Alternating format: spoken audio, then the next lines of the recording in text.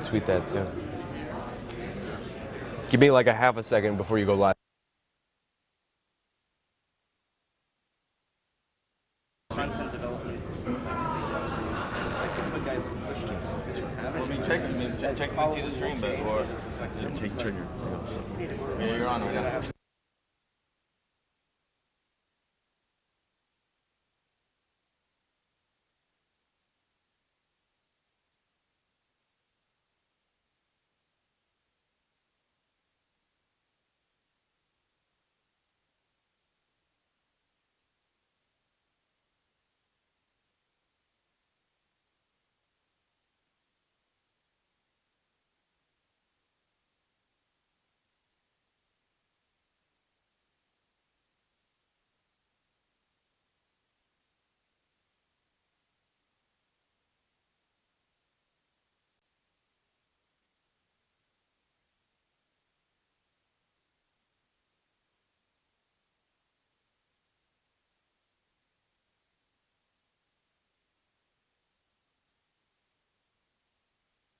Someone that works in sports, I really hate sports culture. I know. Hello and welcome. This is the UFC 228 morning weigh-in stream. Thank you so much for joining us. Our cameraman Casey Layden coming in we've got a bulletin early. My name is Sean Oshadi and I'm joined by my good friend Chuck Mindenhall. And we have a developing situation already this morning. The UFC women's flyweight champion Nico Montano has been hospitalized. She was hospitalized earlier this morning. Our sources were able to confirm she was cutting weight last night. She started being unable to sweat. This is a developing situation. It is still unclear if the fight will continue, if the fight will be canceled. Obviously, we will update that situation as more news comes to us. In the meantime, this is the UFC 228 morning weigh-in stream. This is your first one of these, Chuck. It's my first one, man. You get really getting thrown right into the fire right away. I'll tell you what, I usually sit next to Ariel Helwani, our previous golf man, and I'm not sure what octave to be using here. I'm not even sure if this is too loud. But one little note on Nico, I was talking to a couple of people, and they said that she was sitting up in the stretcher when she was leaving, and it doesn't sound like her health is in any kind of major danger on this. It might have been a little more precautionary. Obviously, we're going to wait and find out, but I guess she was sitting up when they transported her out of here, and it was coherent and all that good stuff. So on the other hand, some positive news at least. We do have news or word that Darren Till, and then obviously a lot of the discussion this week has been about Darren Till. Will he be able to make this weight? We have heard word. I mean, you have heard word in particular from his nutritionist. Here we go. We are going. The weigh-ins have started. That Darren Till is on weight. They're wasting zero time. We shall see. Kamaru Usman, first up, the backup fighter for UFC 228's main event. What an incredible specimen. He does not have the fight, but he is, again, the backup fighter for the main event in case anything happens to either of the two fighters, Tyron Woodley and Darren Till. And on the scale now.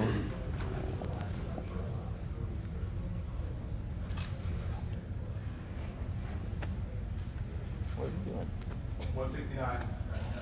169 for Kamaru 169, Usman. that's pretty amazing, man. The backup fighter for UFC 228, 169. 169, he gets down by a pound, maybe as a statement, you know. And it does feel like a talked to him statement. yesterday. He was at 181, and he had no problems. The guy's been doing this for a long time as a former collegiate wrestler, and that's how professionals do it right there, Sean. That is some championship weight making. Well done, Kamaru Usman. So he will be paid for making weight. He is obviously on standby now in case anything happens in the next 24 hours with Tyron Woodley or Darren Till. And next up on the scale, Alex White. Alex White faces Jim Miller on Saturday night, a lightweight prospect, fighting Jim Miller, the old grizzled veteran.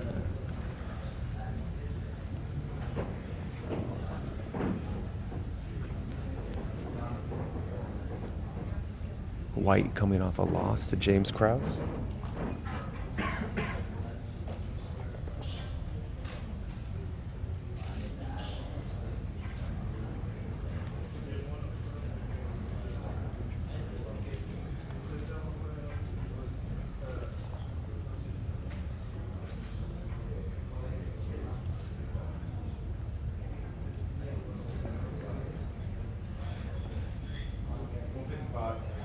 155 for Alex White, who fights Jim Miller on Saturday. Tell you what, that's precision weight cutting right there, making that weight, and it's fun to watch these guys get that scale just right. That 10. It's always a sense of relief, for sure. I saw him kind of nudging it the wrong way there, but he went back and corrected himself. So, a little early shout out to Mr. Mark Raimondi, my good friend and show co-host on Wednesdays, the A-Side live chat. They're using the beam scale. They're using the beam scale, and he is a big proponent of the beam scale. Okay. Irene Aldana? Here we go. I will revisit that later. Irene Aldana. We might get up through later. with this thing in about 15 minutes, Sean, at this rate. I'm sorry, Irene Aldana up now.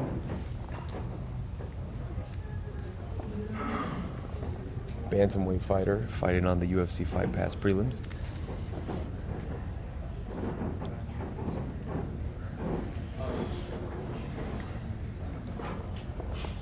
One of 4 female fights on this card.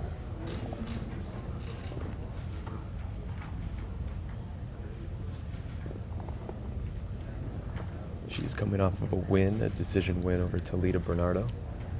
That was back in January.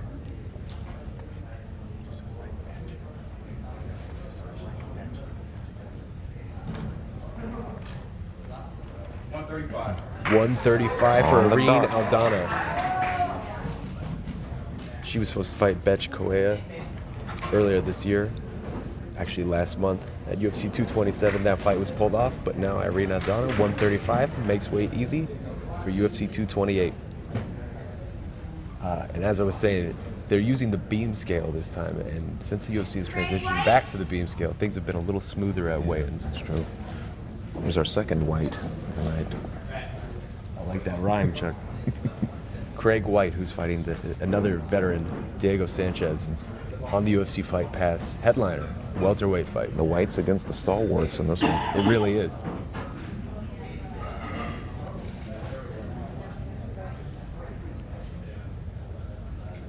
He's confident on that scale. 171. 171 and, for Craig and a White. look of why not from Craig White on that one.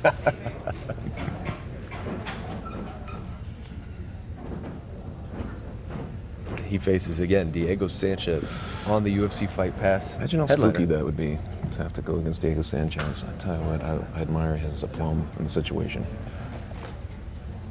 Darren Till? And here is a big this one, is folks. Darren Till. Darren Till. This is the moment we have been waiting for weeks. I love this no nonsense, get it out of the way quickly as a nutritionist. Owen Gallagher said that he wanted to do this quickly, and he's been on weight, I was told, since 8 o'clock last night. So he really nipped it in the bud this time and took the criticism seriously. It really felt like he took it personally. He was taking it personally all week.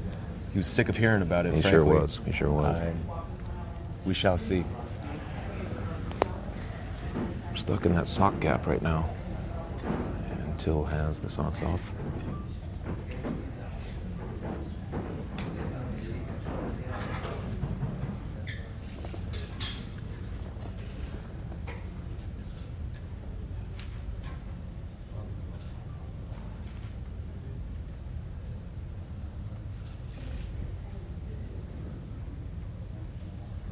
$169. 169 for Darren Till. We've There got is an there- uproarious You wanna applause talk behind about a us from his statement, team.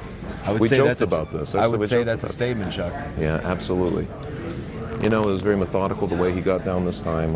He's got a nutrition team under the Lockhart banner, and they were in constant contact. Even though Lockhart is with Conor McGregor currently, they talked him through it these last couple of days, and amazing. These guys, they incrementally brought him down, and I felt like he was in pretty good spirits the whole way, considering. Considering most definitely, especially how many questions he got Yeah. about the weight in the lead up to this fight. Absolutely. Again, if you're just joining us, Darren Till 169, championship weight +1.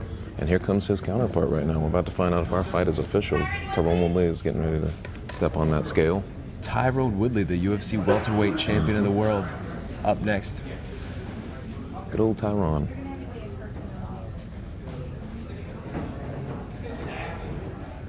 Trying to take the drama out of the room, get our championship fight right at the top.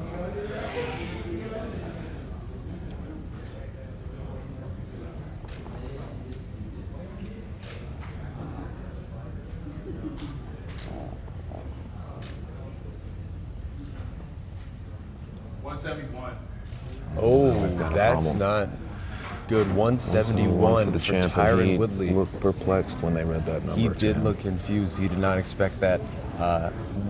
So it is a championship fight. You have to They make are- 170. They're going to try it again. Put We've the got the towel towel in front coming of out here. You have This to is make one of 170 the high pounds. drama moments that we've seen in the sport. When the towel comes out, all bets are off. So we will have to, obviously, actually, let's wait for this. He needs to make 170 on the dot. Looking for 170. 170. And he makes it. There There's it goes. A big sigh of relief in this room right now, Sean. 170 for Tyron Woodley. That maybe didn't go how he planned, but at least he made Very it. large exhale behind us here of the fan base and the faithful who've showed up to make sure that we have a title fight, and it is official. So Tyron Woodley, 170, Darren Till, 169. That title fight is official. UFC 228's main event is a go. Kamaru Usman, again, also making weight as the backup fighter, but it appears he will not be needed unless something drastic happens over the next 24 hours. Tyron Woodley versus Darren Till. Yeah. That fight is on. And here we go with our developing story here. Up next is Carolina. Yes, very much. Karolina Kowalkiewicz up next. And again, Nico Montano, the UFC women's flyweight champion, is out of her, or not, I'm sorry, I should not say that. She was hospitalized Doubtful. this morning. And so there is a possibility the UFC could tap one of these strawweights as a replacement. That is still a developing story. But in the meantime, Karolina Kowalkiewicz weighing in now.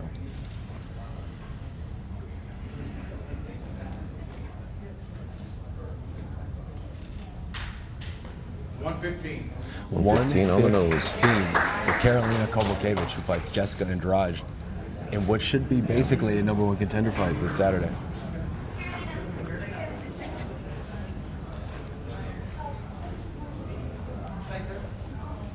That should be a really good fight. Yeah, I mean, in my mind, Chuck, that's the most important fight on the card, not a title fight. 100%. I think it's the closest one you can actually infer some stakes on. And I think that the winner puts themselves in a very good position in that division. That name got butchered a bit, but Yeah. Zabit Magomedsharipov coming up next. I think some people, That Chuck, drew. have pinpointed Zabit as a future title so. contender, a Think future so. star at this 145-pound division. He certainly casts an Yeah. imposing, very lanky figure He is a for lanky featherweight. figure. Please look at those shoulders, Sean. It's kind of like a Giacometti. It starts kind of big at the top, and then it rolls into a very thin frame. But he's certainly a dynamic fighter. Zabit Magomedsharipov yesterday telling me that he wants him to be the beast. The beast. I like it. It has a nice ring to it. He said that nickname was given to him by his coach, Mark Henry. At least Mark Henry gave it to him in English. We know that Mr. Henry likes to assign foreign languages to his fighters a lot of times. 147. Oh, 147. 147 for Zabit Magomedsharipov. We may be seeing the We towel may be seeing again. the towel, second appearance. They weigh themselves, right? So this is a curious situation. We have now a couple people that have been 1 pound up or above or below the weight they were supposed to be. Maybe you wonder if something's Surprises off with the both scale. ends, There's a yeah. lot of surprise in the faces of the fighters. A lot of fluctuation. We've got the towel out now.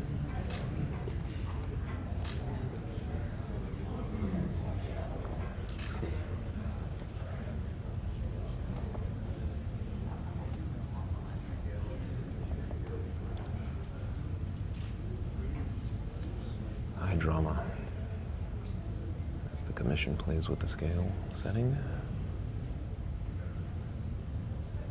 Taking a good look. 146 and a half.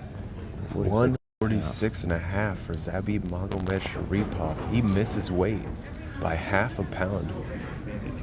Yeah, We will find out for you folks. right.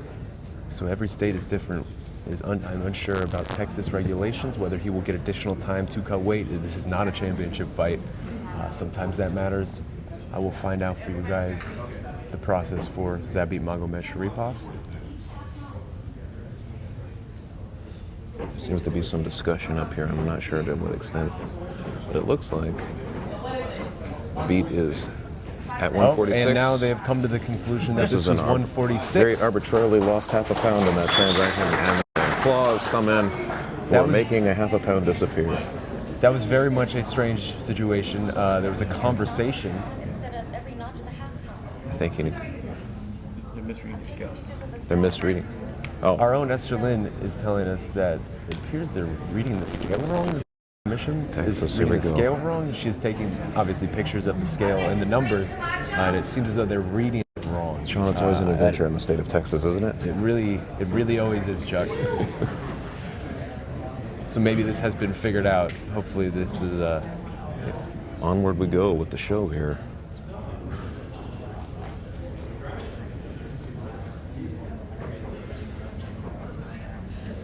Frank Camacho up next. Frank in good spirits as always. Pleasant demeanor. Welterweight fighter who is fighting Jeff Neal in the card opener, the first bout of the night on Saturday.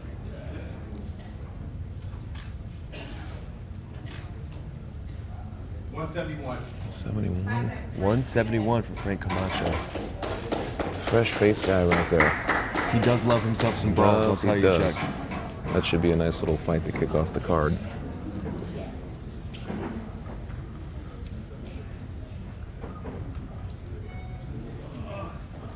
Thanks, guys. And we've a show of gratitude to the people who've turned up. Always nice to see. Actually, there's a nice little There's a nice crowd here. behind us of just There's a little bit fans. of buzz in the room too. I like that. These early morning weigh-ins have certainly picked up an enthusiasm over the last couple of years.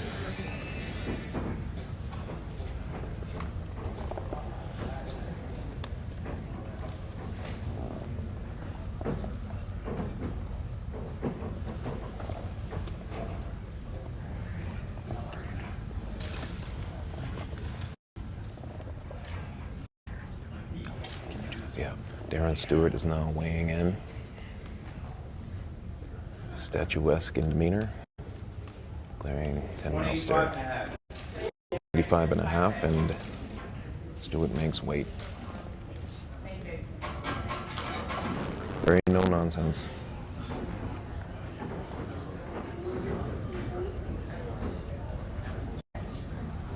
Stewart fights Charles Byrd in a middleweight fight.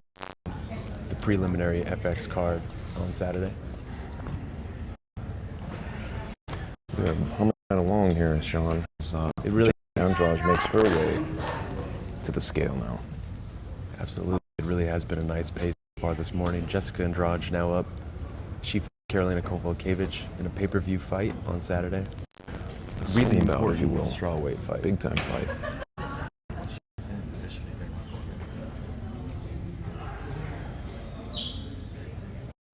Andrade won 5 of the last 6 fights, and you look at the who's who she's faced. Only losing, of course, to the then champion Joanna Jędrzejczyk. A heck of a run. Heck of a run indeed. I mean, one of her wins was an absolute destruction over Claudia Gadelha. That's I right. think that was the most eye-opening win of her career. She This- really does feel like the number one contender right This now, fight Chuck. promises to be something pretty good right in the middle of that main card.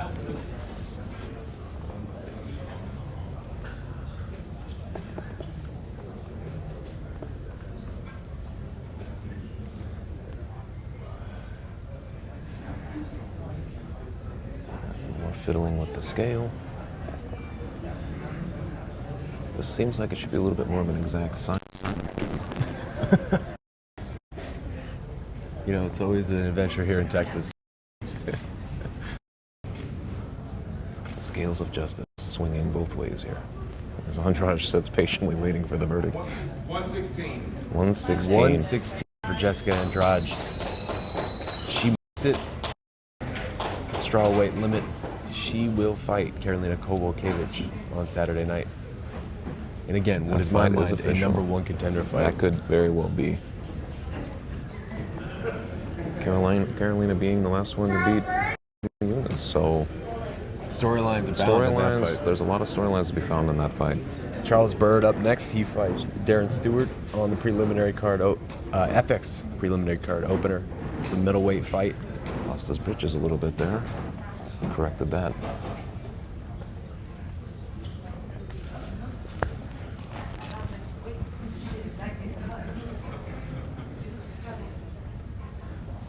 Charles Bird.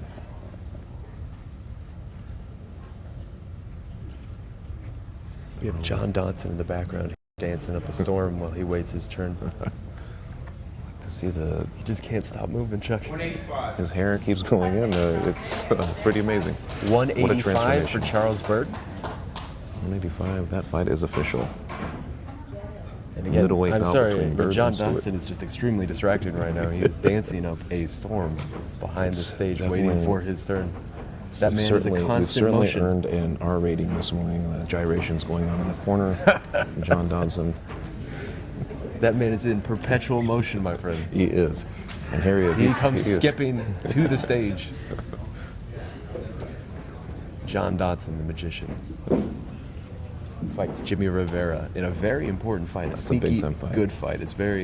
It feels like it's getting overlooked on this card, but that is a very good fight. There's always one of these. And, Jimmie Rivera coming off that loss tomorrow on the horizon. I think we're going to see a barn burner, I believe. Dodson giving the "oh, you don't say" look to the commission. He's really watching him closely. What a character, John Dodson. 135 and a half. 135 and a half. 135 and a half. Jubilation from Albuquerque product. Feels like his With just a series of intense poses. eye pressure really threw out the commission there. He stumbled over the Very way. intimidating look he was giving.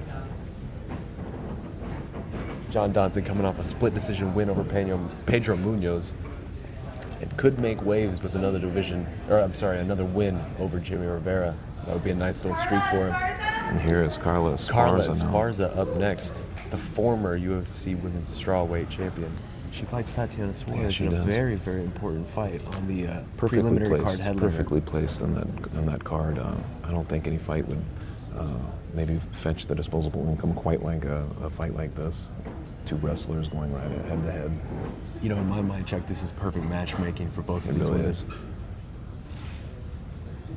A couple of Southern California products early on. Decorated wrestlers.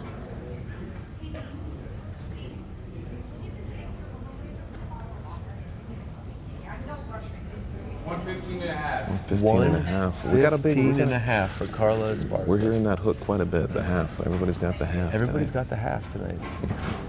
But at least so far, we've seen the towel a couple of times, but everybody has made it.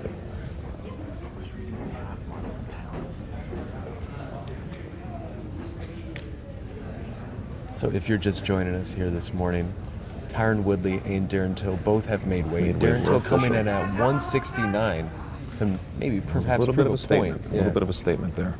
Next Thanks up, to all the haters. Abdul Razak Al Hassan, who actually opens up the pay-per-view card against Nico Price in a fight that, in my mind, is really one of the best fights, at least in terms of action, tomorrow night. I mean, that is a 100%. perfect pay-per-view card. You like opener. to see this kind of thing where a guy needs, these guys could use some eyeballs, and I think kicking off this main card, this pay-per-view, It feels like somebody's going to sleep in that fight. 100%. Lots of knockouts between him and Nico Price. And really, it feels like the winner in that fight is probably on the precipice of that top 15 ranking Yeah, in this 100. welterweight division. It's a big fight to kind of get their name in the rotation there. 170 and a half. 170 and a half pounds. Another half pound, but I tell you what, Sean, so far so good. A lot of these guys are getting on the scale. Some of them have been more confident than others, but we're seeing a lot of relieved faces up there so far. Yeah. We're about 20 minutes into the UFC 228 weigh-ins, and it has been a pretty good pace so far, Chuck. If you are just joining us, though, Nico Montano, No, I the don't. women's flyweight champion, was hospitalized this morning. That is a developing situation. We will update you on that as we get it. In the meantime, Cody Stamann up now. He fights Aljamain Sterling on the preliminary card. And another sneaky handsome good fight. fight. This What a- card is deeper than does, some it people are saying, at least. I mean, where it lacks sexy names and the big names, it certainly makes up for competitive matchmaking. I mean, we've got some really some fights that look like they could really be barn burners of it. And this is certainly one of them. Absolutely. 135 and a half. The hook again, 135 and a half. 135 and a smile half from for Stamann. Cody Stamann. He's on a nice run, too. I mean, he is Yes. undefeated in his UFC career. And it's 3 straight always wins a- over the last two. I mean, Tom Duquesnoy and Brian Caraway. Those are two nice that's wins. it. And wasting no time, Aljamain Sterling. And here we here's go. The New York. His the New York opponent, faction Aljamain is here. Sterling. Matt Serra is in the room. Matt Serra sporting, of course, now a light heavyweight body, possibly heavyweight, How dare you? and the camouflage shorts. Aljamain Sterling, of course, fighting Cody Staman, who just weighed in on the FX New York prelims. vocal minority is letting themselves be heard as Sterling takes the scale.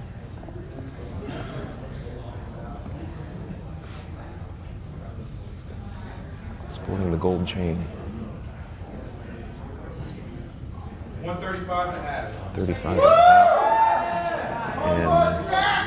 135.5 for And all of New Aljamain York Sterling. has lit up a cheer, Sean. What an incredible show of emotion there from Sterling.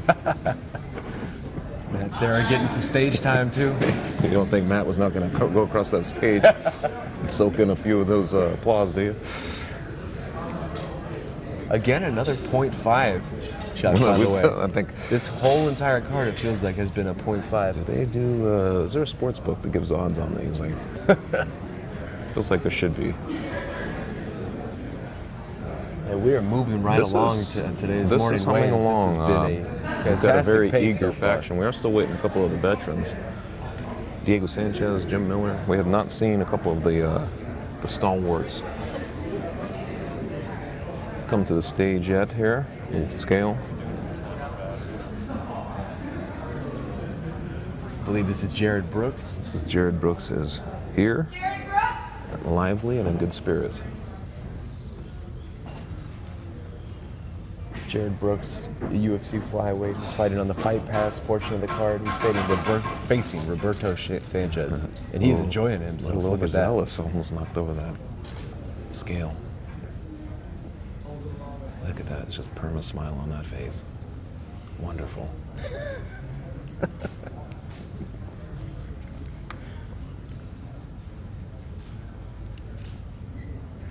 He can't hold that pose forever. Starting to shake. 125 and a half for Jared 45 and a Brooks. half.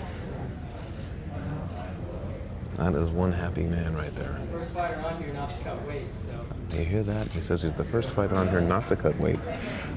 Walking around at his natural weight, apparently, Sean. No wonder he's in such fine fettle. Completely hydrated.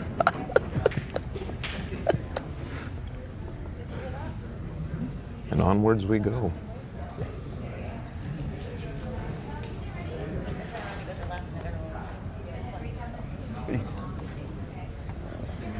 And here we go. This is the intriguing one. And here we Valentina go. Shevchenko. Valentina Shevchenko was supposed to challenge for the women's flyweight title in the co-main event today. Nico Montano, of course, was transported to the hospital this morning. This fight is in jeopardy. We are still awaiting word on what will be the decision, the result of this fight. In the meantime, Valentina Shevchenko about to tip the scales. And this, I mean, Very Chuck, tough morning for our contender, who I think a lot of people think, the new flyweight division is tailor-made for her. It's supposed to be her coronation. It's very tough. absolutely, and have Chuck, that you know, sort of this uncertainty. is not a new situation for her. She had a similar situation against Amanda Nunes last year, where a title fight was pulled out from under her really just hours before. And I think, it's understandable that she's turned a little bit skeptical about this process. Yeah, I mean, she Expressing has through the media that she all wasn't week. sure Nico would be. 24 and a half. 124 and a half for Valentina Shevchenko, coming in half a pound under Half a pound under. the required weight. Again, perhaps a Professional. statement. I think there was a little bit of a statement in the air there. She's been nothing but professional the whole week, and I do think she had her doubts as to whether we see Nico on the scale or at the fight. So, And you can really see the disappointment in her face, too. Next up, Tatianna Suarez, another one of our who in a very big fight against Carla Esparza in the preliminary card headliner. a lot And of I think, tomorrow's stars, showing up on this fight card. And you this read is- my this mind, is one Chuck. of I them. think a lot of people have targeted Tatiana as a potential title contender, if not Yeah. champion, in this 115-pound class. It's a huge hurdle she's got in front of her, Carla Esparza.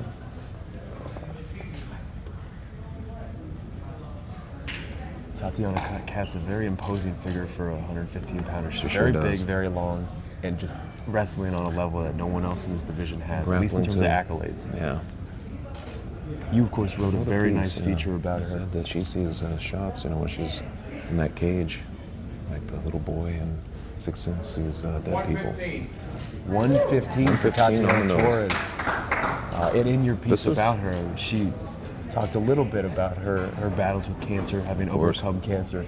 A very incredible story, inspiring story for Tatianna Suarez. Talk about somebody who knows how to cut weight. This was an Olympic hopeful in freestyle wrestling who has cut weight her whole life. Has been wrestling since she's 3.5 years old, and she's the one to watch, I think, on this card. Absolutely. Well, hey, next up is Jeff Neal, who opens the card against Frank Camacho in a welterweight fight.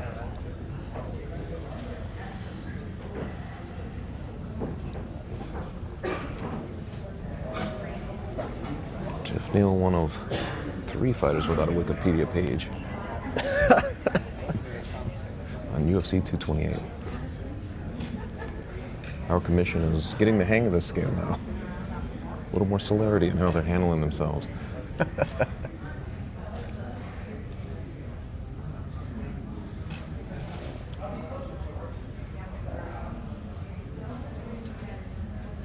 $170 and a half. 170 and a half for I'll tell you Jeff what, Neal. Neal looked a little suspicious of that reading, but he had one eyebrow cocked up pretty high there. These halves, we just keep getting these halves all day, Chuck. Again, a very nice pace, though, at this weight. here. Next up comes Brandon Davis, who's stepping in on 2 weeks' notice to fight Zabit I like this kid's. I like this kid's attitude. And one thing about Brandon Davis, this may be his first year in the promotion. He may be a new fighter. Fans may not know his name. He is already on his 4th UFC fight of 2018. He could get one more. He'll tie that He record, mentioned he all-time wanted to record. step in and take on Zabit because it had been 3 months since he had last fought, as if that had been an eternity. 5, of course, in a calendar year being the record held by a couple guys, Dennis Cerrone, Neil Magny. Brandon Davis could tie that could do in that. his first year in the promotion. We're just getting into the fall season. Certainly some cards that need help toward the end of the year. 146. 146, professional as always. 146 for Davis. Brandon Davis, Contender Series alum, making the most of his first He has UFC got year. a very tall task in front of him. Both literally and figuratively. Well done, my 100%. friend. Thank you. I'm getting the hang of this. I actually like this voice. This might be my new voice from now on. Oh, look at this. Oh, look at this. Have you ever seen such showmanship, Sean? This is now that Oh, and he's getting that was a around. trip. Nico Price. This is one of those situations where a trip might have been real, might have been sincere, but he played it well and said it played it wasn't, off very but you're well. not sure now which that is. Nico Price facing Abdul Razak Al Hassan on the pay-per-view opener, and he wanted to fight Abdul yesterday when I talked to him. He was just ready to go across that room and fight is him. a He fun was kid a right very here. fired up man. Oh, he seems very put out by this process. He's having a dialogue with the fans here. And Nico is really a prospect to watch. I mean, at this point, he 100%. is basically 5-1 in the UFC, with those 5 being knockouts. Certainly 170 and a half. He's made it, and For Nico Price.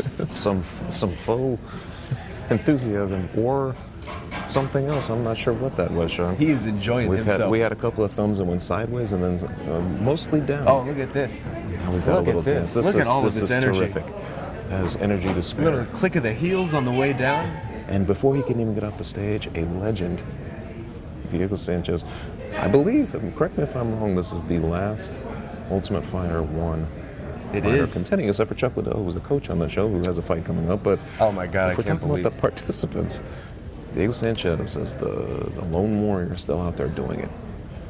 And he is significantly less spirits than Nico Price, I will say. All business. Diego Sanchez, statuesque. He, of course, fights Craig White on the Fight Pass headliner. I believe this is his 28th UFC fight, and that's you think about the kind of guys he stepped in there against. 171 for Diego Sanchez. He's made it again. He is official for his 28th fight, John. That's going to be something. A man of many nicknames. What did he end up with recently? I'm not sure. I think he's at Lionheart He's right at now. Lionheart, maybe? It's okay. been the dream, the It has nightmare. evolved. Oh, and here comes another One of my favorite veteran of the fighters. sport. Jim Miller, lightweight stalwart. Bad moon rising. Jim Miller facing the other white of the card. He fights Alex White in a lightweight battle on the prelims. That's right a lot to before say. Diego You said Sanchez. a mouthful. Tell you what, Jim Miller, I haven't counted his fights, but he's got to be rivaling Diego Sanchez in the amount of the fights he's had in the octagon. He's the Two consummate guys that pro, have consummate warrior. Seen it all in the UFC.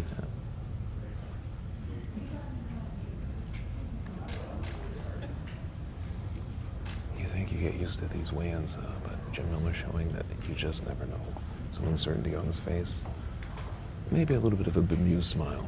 155 and a half. And old Redbeard has done it again, Sean. 155 and a half, not bad. Old red beard, I like that. Jim Miller, of course, brews his own beer and has, in his place in New Jersey, he hunts on his grounds. A man of many A talents. man of many talents.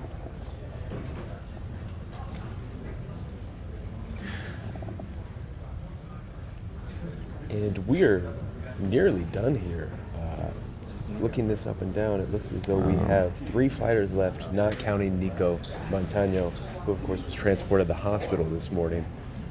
We were looking at Lucy Pudilova, Roberto Sanchez, and Jimmie Rivera. And then Jimmie we're Rivera. done, Shaka. I mean, it is only 34 minutes in, and this pace has been extraordinary. It's been very fast-paced, but not without its tragic vibe. Every single morning weigh-ins are fast-paced until they're not fast-paced. Yes, our cameraman coming in with some truth cynical. right there. Casey's Cynical Casey. every single morning weigh-ins Listen, are this is fast-paced my until they're first not. one. Let's keep it just fast-paced. I'm gonna stop there. They're fast-paced and then they're This is a good time to point out that they did bring pastries in specifically for us, including a gluten-free variety of muffin that Sean has been carrying a smile for about an hour now. I can't eat anything but gluten-free, and to finally be able to eat something at one of these, it was a big moment for me, there's still Chuck. It was a several big of moment them for over me. there. You might want to smuggle one of those back to your hotel room later. So we've got 3 more to go. Yes, if you guys are just joining us, this is the UFC 228 early weigh-in stream. My name is Sean Oshadi. I am joined by my good friend, the man in the hat, Chuck Mindenhall, and the main event fighters, Tyron Woodley and Darren Till. After months of questions and concerns, they have made weight. How about Darren Till coming in at 169 pounds? Darren Till, 1 pound under, a statement made by him after hearing all of the criticisms for his Wonder Boy The only fight. one who wasn't happy to hear that news was probably our boy Usman, who was weighed in first, also at 169 pounds. Yeah. Very professional, being an understudy to this main event, and it doesn't look like his services will be needed after all. I think there was a lot of people who were hoping, because he grew up in the Dallas area. I think there was some fans locally who might have liked to have seen him in there, but it's not to be for our man Usman. And he will, of course, be paid for making weight. And there is, of course, a 24-hour window. So at this point, who knows? Anything could happen within the next 24 hours. But Tyron Woodley, I mean, there was a little bit of drama there. He did weigh in initially 1 pound over. He had to take the shorts off, weigh in with the towel, but he makes weight at 170 He made pounds. his weight, and he did look. I think there was some early confusion with our scale up here today. It but, felt like it. I agree with you, A couple Joe. of the guys seemed surprised to hear that they were a little bit over, but so far everybody has made weight. Also, similar situation this morning was Zabit Magomed Sharipov. He was initially heavy. He had to weigh in with the towel. He made weight. But again, Nico Montano, the UFC Women's Flyweight Champion, that was not the fight we were expecting to have these issues with. No. But she has been That was hospitalized. surprising news. She has been hospitalized, and this is a developing situation. Awaiting word on the status of that fight. Valentina Shevchenko has already weighed in. She made weight successfully. And we are seeing word on Twitter from Brett Okamoto of ESPN that Nico Montano will not fight at UFC 228 tomorrow night. That is not good news for the Yes, it UFC, is. who's had endless struggles in 2018, keeping their main fights, title fights together at the top. Yes, it is being reported now by several outlets that Nico Montano is off the card.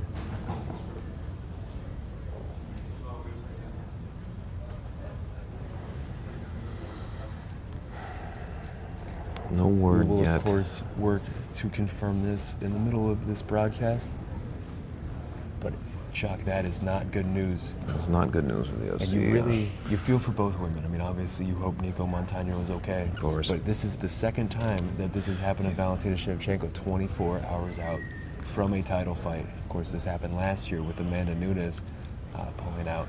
And now Nico Montano, and it just was You hate not to in the see that. cards for Valentina Shevchenko this time, Yeah, Chuck. and we mentioned it a little earlier. I think that a lot of people, they've been waiting to see Valentina in a situation where she can fight for the, this belt that I think people think she was tailor-made for. It's her true division, and if there was a piece of drama in this, it was the coronation. We wanted to see her get that chance, and it does not seem like that's going to happen now. Not good news. This ongoing process of not knowing who's going to end up fighting, the drama of our early morning weigh-ins, where the casualties have stacked up over the year. We were on a good run, though. Yeah. I will say that the UFC had a very successful run of weigh-ins over the past several weeks, months. But it does come to an end now here in Dallas. Technically, Nico didn't miss weight. Technically, true. she didn't miss weight. Our cameraman Casey coming in telling us that technically Nico didn't miss weight, but again, just informed hospitalized us this that- morning. You do hope that she is okay. I did that. For anybody who's just kind of tuning in, we did hear that she was sitting up as they were taking her out. She was coherent. Nico's could have been more precautionary, but we have not gotten official word as to what the extent of her situation is. We only know that she stopped sweating last night around 8 o'clock. And we await word for the rest of that.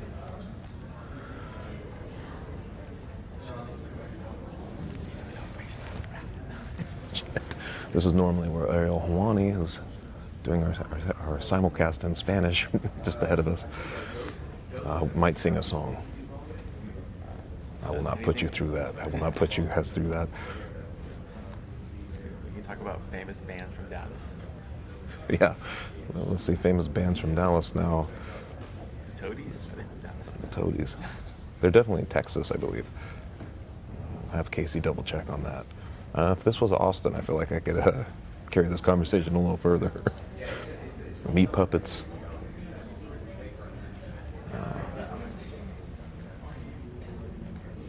Probably others.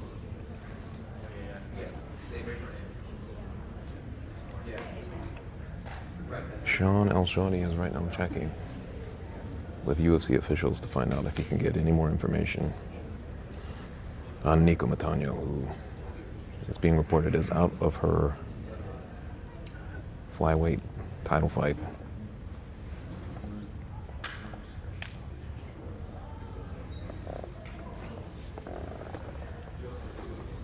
The best current band from Dallas right now is a band called Power Trip. So I'm catching word from Casey that Power Trip is the current hot band here in Dallas. Local thrash metal legends. Well, we'll definitely have to check and see if they're playing tonight. And here he is. Sean, what did we find out?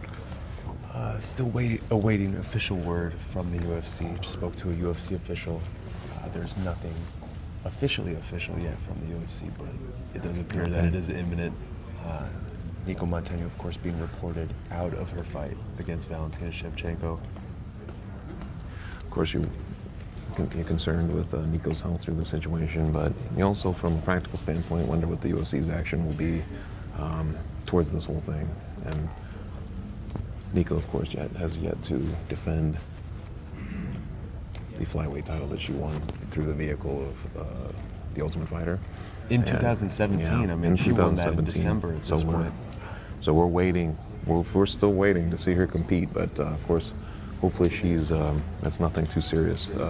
It's unfortunate the way the flyweight division has sort of played out. I mean, Nico has had health issues all year. She has. She's been unable to sort of make a fight.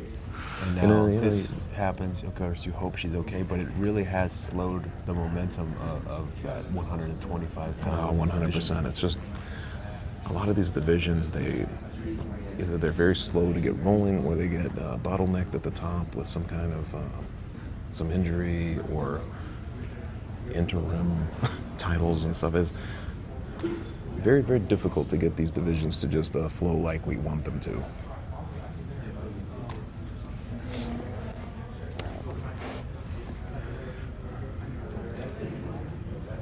But silver lining is pastries and golf voice, Sean. So as we await 40. Yeah, I guess we jinxed that one. We talked about it being fast-paced, and now we wait. And so they are perfectly within, anybody who's left is perfectly within their right to wait out the clock by the 2-hour window that they can weigh in. So it looks as though, again, if you were just joining us, we have 3 fighters left officially. Nico Montano will not weigh in. correct. But we have Jimmie Rivera, Lucy Pudilova, and Roberto Sanchez left. Roberto Sanchez. And, I think for weeks and weeks we really were concerned. There were so many questions about the main event. There's really, yes. Those guys both end up making weight. Tyron Woodley, the welterweight champion of the world, and Darren Till both coming in at the 170-pound limit. But yet it's the co-main event that falls through 24 hours Another morning weigh-in curveball. Something unexpected. The reports came in at around 8 o'clock this morning, I think, that local time in Dallas here, that Nico was going to be transported to the hospital.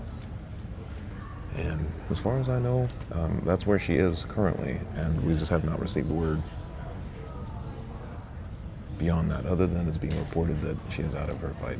Yes, and again, it does appear imminent at this point. Then an official UFC statement, UFC statement will come down the pipe. Question now is what fight will be added to the pay-per-view. I mean, you can't. I don't think they're not going to allowed really to pilfer from. Like my immediate answer would be Esparza versus Suarez, but that is. I think they got to keep the that. Headliner. I really think they've got to keep that where it's at. Yeah, they cannot move that. The Rivera Dodson fight would certainly be a nice candidate. It's most likely though that it would have to come from the Fight Pass prelims, because there are already promos That's built a good point. for the FX card.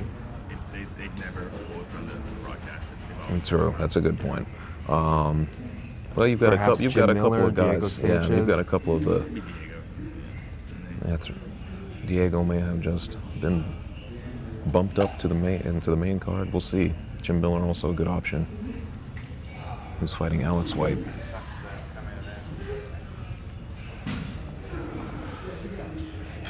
The crowd has thinned out considerably here. Jimmie Rivera fan club hasn't showed up yet. Yes.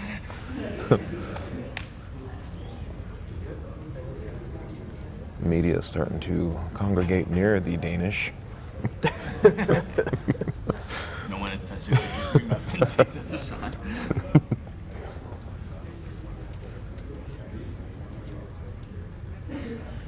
Well, Chuck, when there's free pastries, Yeah. it really is. Anything goes. I mean, it's Yeah. every man for himself. It's actually been fairly civilized, considering. Give it time. Now that the pace has slowed here at the morning weigh-ins. It was all fun and games until people stopped showing up to the scale. Speak to this. That makes it feel better.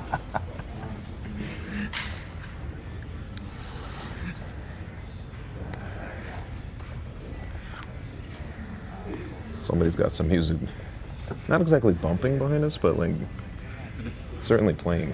Well, now, Chuck, now that we have some time, let's talk about this card. To me, it is a sneaky, deep card. It may It not is. be stacked to the gills, but there is a lot to like there. What are one or two fights that you're maybe having your eyes on that are flying under the radar? What I like about this card is every now and again you get what I consider the future stars.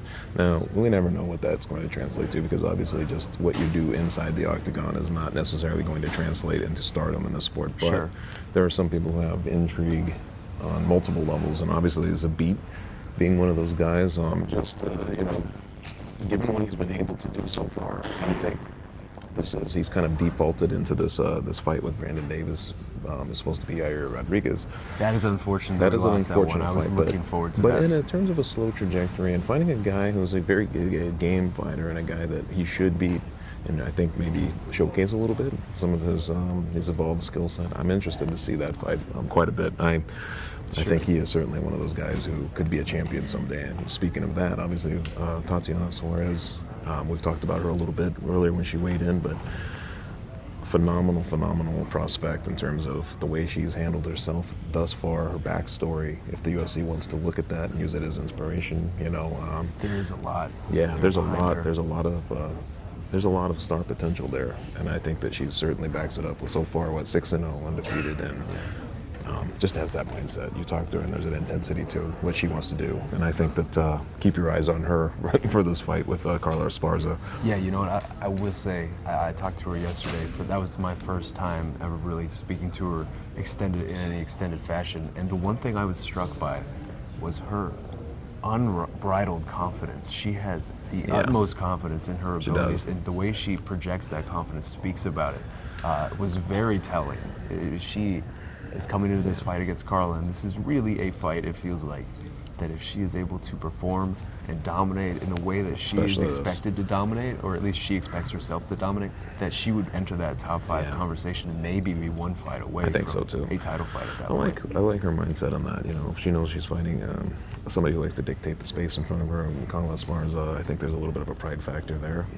She mentioned that she was excited when she got this offer, because I think she thinks her skill set matches up well, but also Carla Esparza being a former champion, I think she thinks take that mojo from her a little bit and put herself in a better position.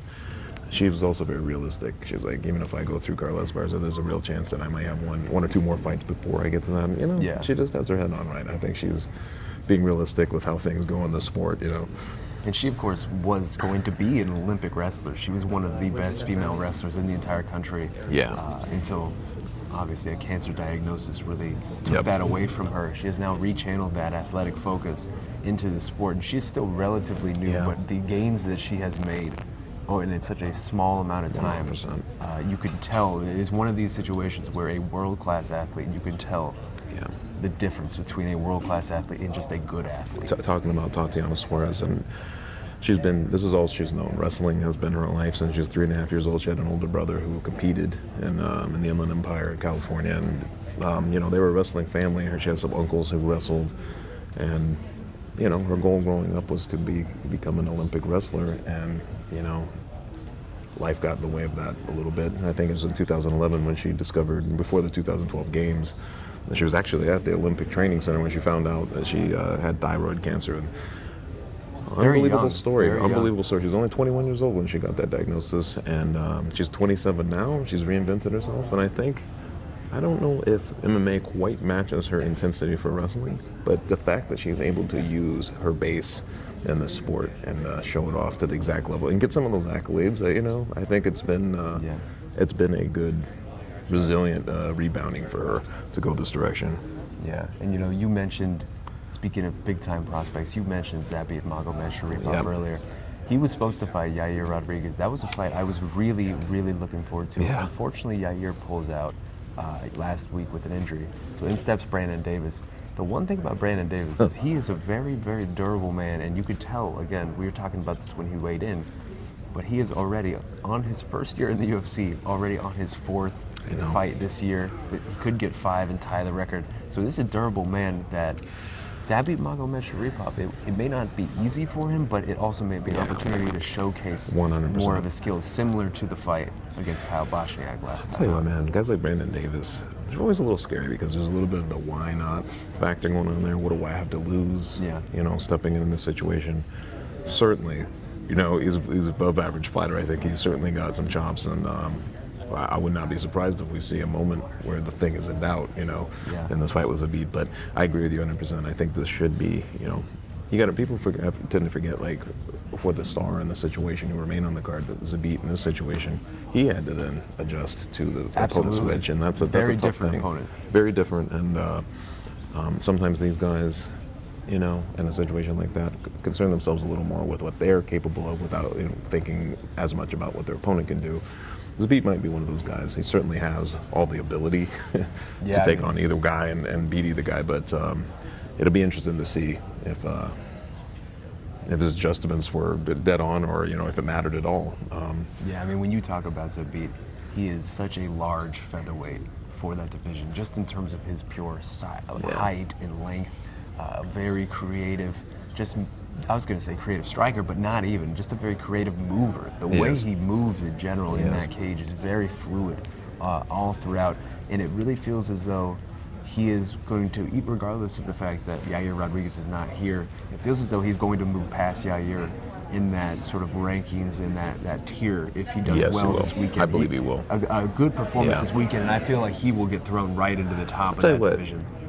I know, I was excited. Upon reflection, I was excited to see him fight a guy like Yair, because it would have been a step up, obviously, in competition. I think bigger intrigue to me was almost like, what does Rodriguez look like in that situation? Because he was coming back after a long, you know, some problems with the company, getting released for a minute, you know, but also just a really brutal loss. And sometimes guys, I think it's smart that he took this amount of time off, and he was being such a young prospect at the time who had a lot of pressure from expectation and things like that. Yeah, there were a lot of you know, they were coming from different trajectory, but I was intrigued by that fight too. But you know what, man? In this sport, obviously, the old pun, to roll with the punches, is kind of the real motto, right? Because here we are at another major pay-per-view, title fight down, another title fight that's been fallen from the card. So yeah. And Zabit Magomedsharipov, just to finish off on him, yesterday telling me that his nickname that he prefers is Zabist. Zabist. And that, I like the ring of that. Zabit,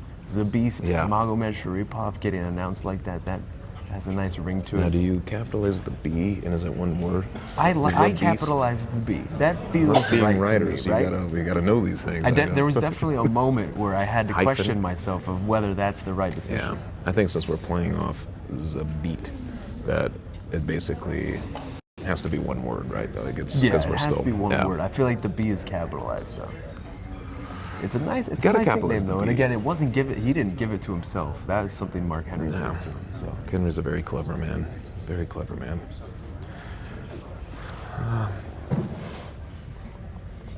Who was that? And Jared Brooks is behind us, doing sidekicks. Some kind of ritualistic dance. The man who, in case he immediately made a point to tell us that he is the only one on the card who did not cut weight for this fight. I feel like that's almost cruel to point out. You know, you hear the guys it's always like the heavyweights who show up at 240. They're right, you know, that they've been eating well and just strolling in from bed. They just stroll in, and those are the guys when they take forever to get on the scale. You're like, you get a little angry and you want to cuss. You know, they don't want to make us wait. But so if you're just joining us today on the UFC morning weigh-ins, we have 3 fighters left, including Jimmie Rivera. And we have confirmation as well that Nico Montano is officially off the card tomorrow. She is not fighting Valentina Shevchenko. She was hospitalized this morning. Our own sources telling our own Chuck Mendenhall that last night she was cutting weight. She started becoming unable to sweat. A situation arose from there, and again, she was transported to the hospital this morning. She is off the card. Women's UFC flyweight champion Nico Montano not fighting Valentina Shevchenko. And Chuck, again, we've said it a couple times, but this is the second time in a year now for Valentina Shevchenko. Brutal, We're man. over less than a day from her fight. Well, I guess we all know now why she pulled. was skeptical going into this fight. I mean, she was talking to the media. That was her there main was doubt. point throughout was, the lead up to this, was that she did not believe this fight would happen. And you do feel bad for her. I mean, this is a situation where, you know, they open up this division, 125 pounds, and I think everybody immediately thought, you know, Valentina, this is her natural weight class, and how long until she rules it? I didn't necessarily think it was inevitable that she was going to roll through Nico, but it certainly looked in her favor. She was betting odds on the fight were ridiculous. Yeah, I mean, she was coming into this card as the single biggest betting underdog for a defending UFC champion in history. I repeat, the single biggest betting underdog for a defending UFC champion in the 25-year history of the UFC. As an asterisk. That is frankly incredible. One thing I like about this is I'm new to this process, but I noticed that Casey doesn't like a lot of what we say. Well, Casey's very judgy, you know. Judgy. But that's why we love to, him. That's why we you love should be him. wearing one of these. Frankly, Casey needs a podcast. He does. He has People lots do of not- opinions. People don't, and he also has a lot of facts. Podcasts out there? I mean, am I the only one without one now? And when I say facts, it's a fact. He has a lot of facts, machine stuff. He doesn't have facts with a T. Also a sensational Facts. mustache. Yes, he does. I will say. Yeah. He definitely could drive a van very naturally. I would say a bus too. I mean, he could be an excellent bus driver with that mustache.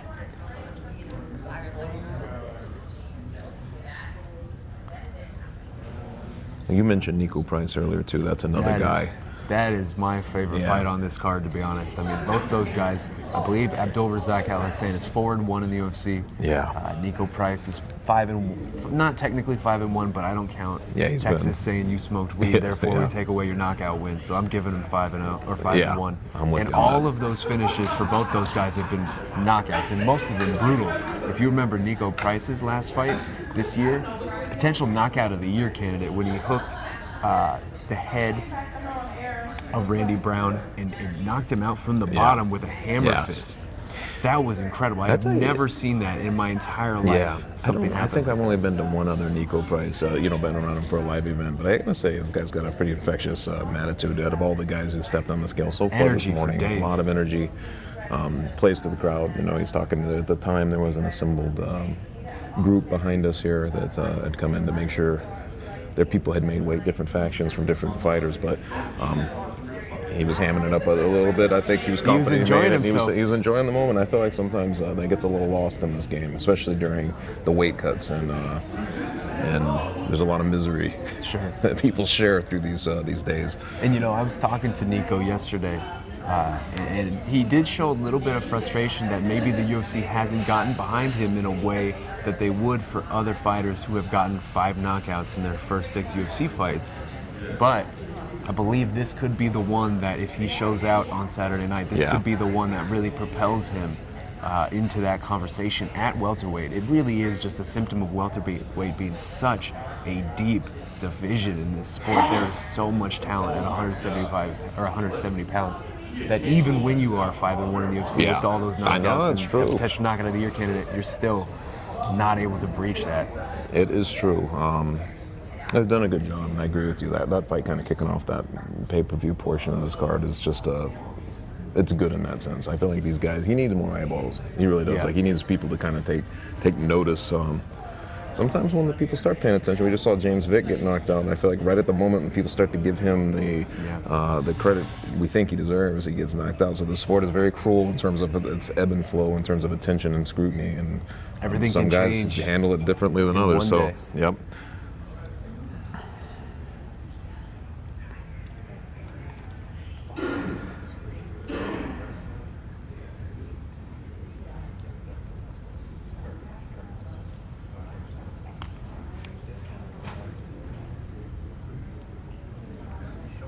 So Nico is only the second UFC champ to receive a belt for winning the reality show, right?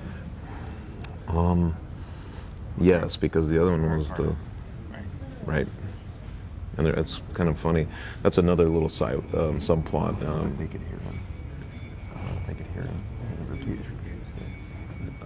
Our cameraman Casey pointed out that Nico is maybe only the second UFC fighter in the history of that promotion to win a belt through the reality show. I think that's right, although I don't know if you count Matt Serra. Obviously. He got a title shot. Yeah, he got a title shot. He was a title shot.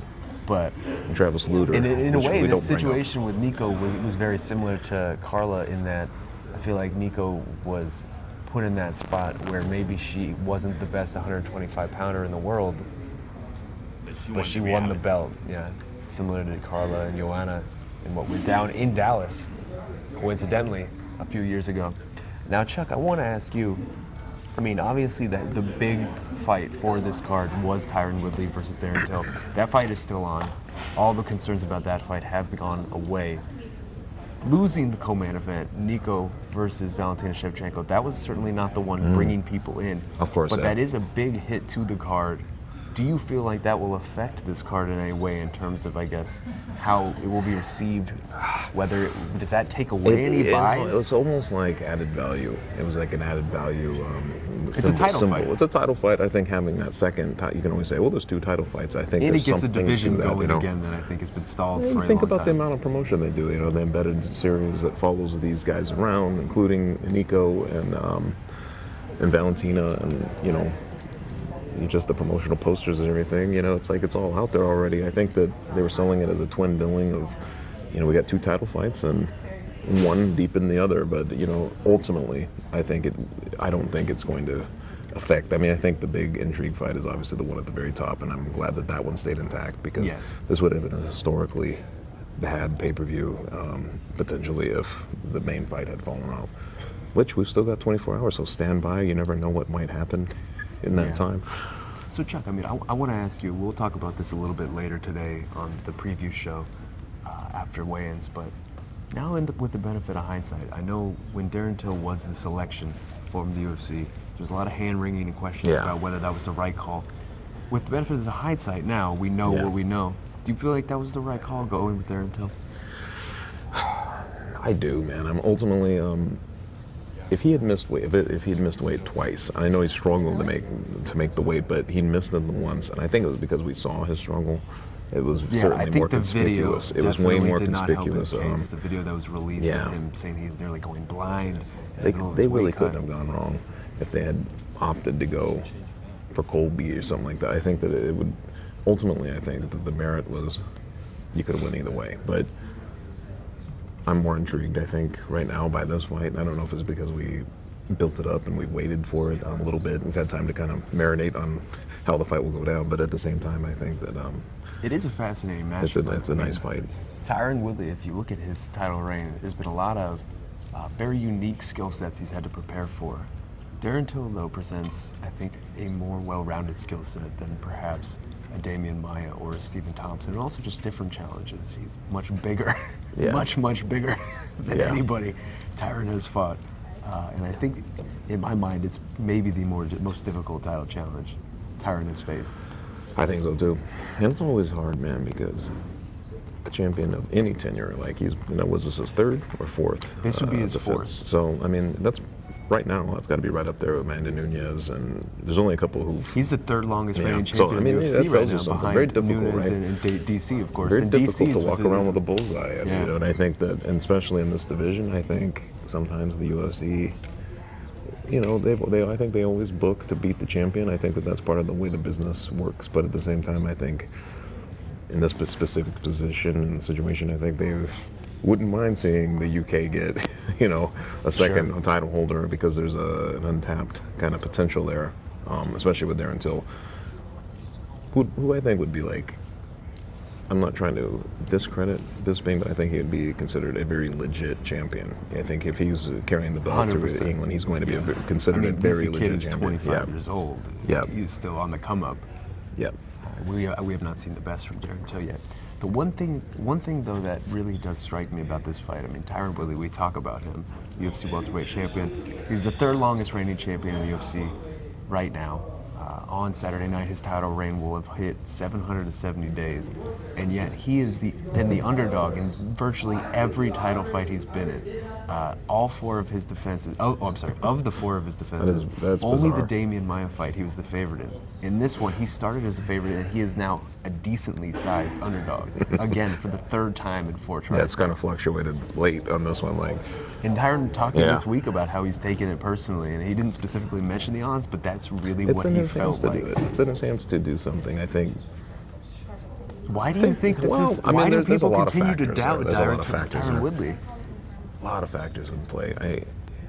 The open, you know, kind of. He's very open in ways that I think some fighters are not. Sometimes I think people think he's grousing in public. You know what I mean?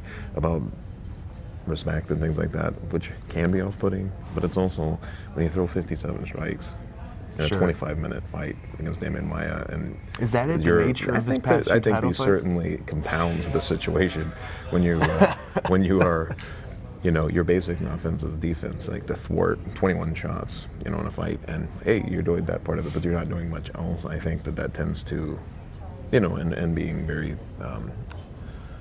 Very quick to point out that he did the fight the way he should have done it, and you're like, well, yes, technically, this is, technically you did something pretty magnificent, but you did not return fire exactly, and I think that those things are. Also, I mean, he has received criticism from his promoter after this fight, so I feel like that probably has. He has, especially for that particular fight. Whether that is warranted or not, I mean, those were two very dull fights, but. Yeah. I feel like that it all kind of goes into a basket, right? Like it all contributes in some part. A reminder of his hands would be timely this weekend if he's able to go out there and smoke Darren Till, because we've seen him do it, man. Sure. I mean, his come up, his rise. Yeah. Josh Koscheck, that was one of the more vicious knockouts I've ever seen in my life. The Lawler one Sparking Robbie Lawler right after Robbie Lawler had gone through all of these fight of the year wars against Hendricks and McDonald. Yeah, we hadn't seen him handled like that. First round.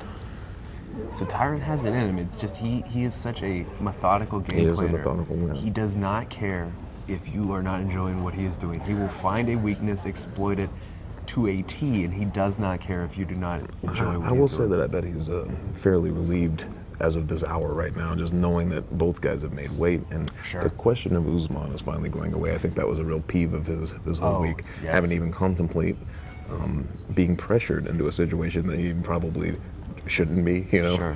I know we debated about this, but speaking to him yesterday, I mean, he was happy that I didn't ask him a question about Darren Till's weight. I mean, it feels like that is all he's been asked.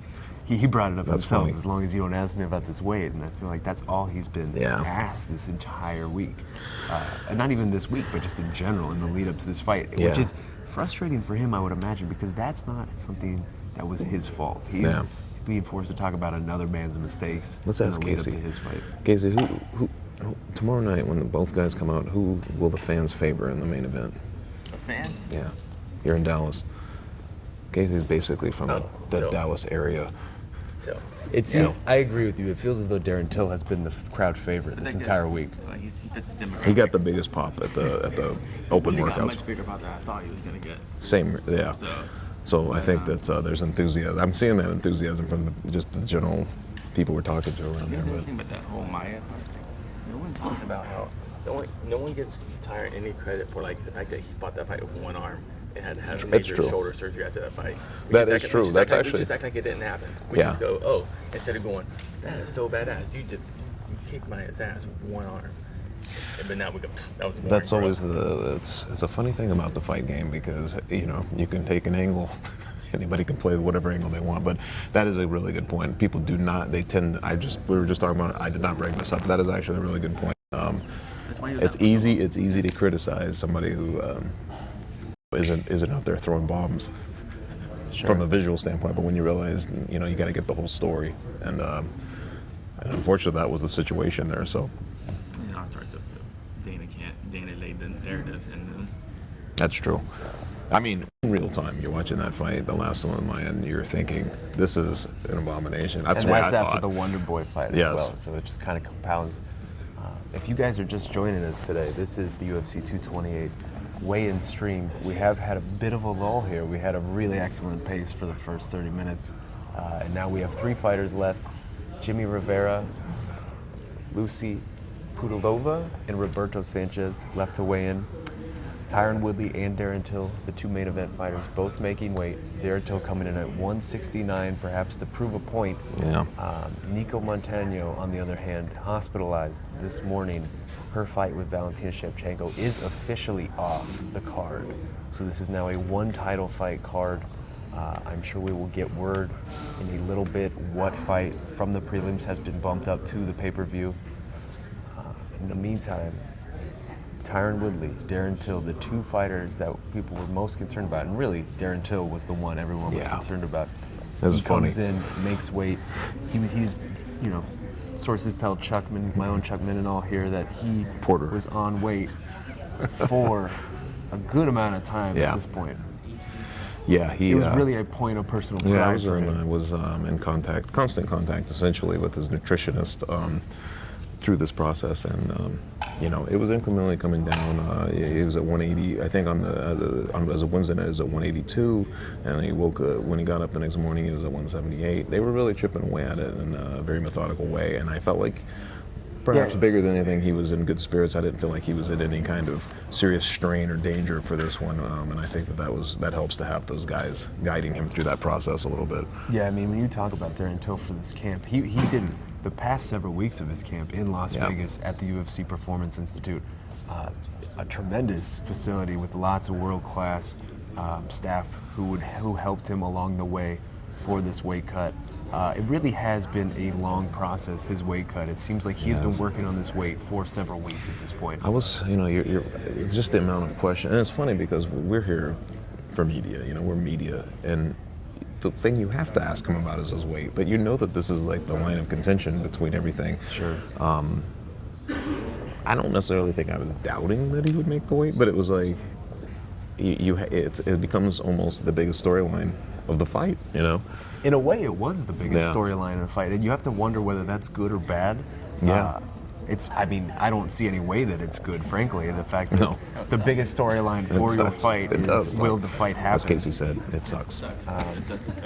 And this is something I've been banging the drum on a lot. There is a lot of talent in that division in lightweight. It feels as though we could do 165 and 175 pound divisions easily and not pilfer any talent, really. Those would both be stacked divisions. The UFC is very resistant against it. I feel like someday that's inevitable. Maybe it takes a Conor McGregor type of figure to be like, I want a GSP type of figure to say, I want a challenge for that title. Maybe it takes a short notice situation where they just need some sort of solution, but I feel like inevitably that is coming. Yeah. Heady days, man. Now that he's on weight, can we actually talk about the actual fight? Yes, right? we can. We can. Really, no one's talked about. Let's actually talk about their skill sets. That's true. Because Well, we've got some time, Sean. Well, we got to save the good stuff for the preview show. No, I'm not saying. See, I'm new to all this process. It's been a long time since I've been at one of these, so It's good to have you back. yeah. the big thing is, are we going to see Till fight off his back? Because we've never seen Till face a wrestler, a strong wrestler, and fight off his back. Hear you? I think you're right. These are good questions. You notice, Woodley has kind of been like, oh, it's when you stand up. Yeah. Clearly, Woodley's the intelligent fighter. How do He you also, fight he Till? also really That does. is something we He haven't also- seen Woodley pull out of his back Exactly. pocket often. But he pointed that it power out. wrestling. But He he also has pointed it it out. very much in his tool set. He is one of the best Dude, wrestlers in this entire even 70-pound division. during his little scrum on Wednesday night, he had said, "When's the last time you saw me use the wrestling like that?" He actually pointed it out. Now this is psychological. When he said that, I'm like, he may be seeing the wrestling. And that is one thing about Darren Till. For all he has accomplished in this 170-pound division, he has avoided a lot of the power wrestlers in this division. There are a lot of them in this division. He has not faced one of them. True. And maybe that's a sample of the matchmaking that he has received. But there is still a very large question about whether that is a hole in his game. Yeah. Let's put it this way: I will not be one bit surprised if we see an early takedown attempt or seeing him get dumped to his back pretty early in the fight. Agreed. From what I remember, Just smart, you got to the test only him. one that's even really tried to take him down was Cerrone. Yeah. Cerrone's a 55. Yeah, he was. And that's The not size- Donald Cerrone's game, really. The size discrepancy in that was notable. Looks like we finally got somebody It appears as though emerging to get on the scale again. there is some action happening here on the stage. UFC officials have come back into the building. Who's it gonna be?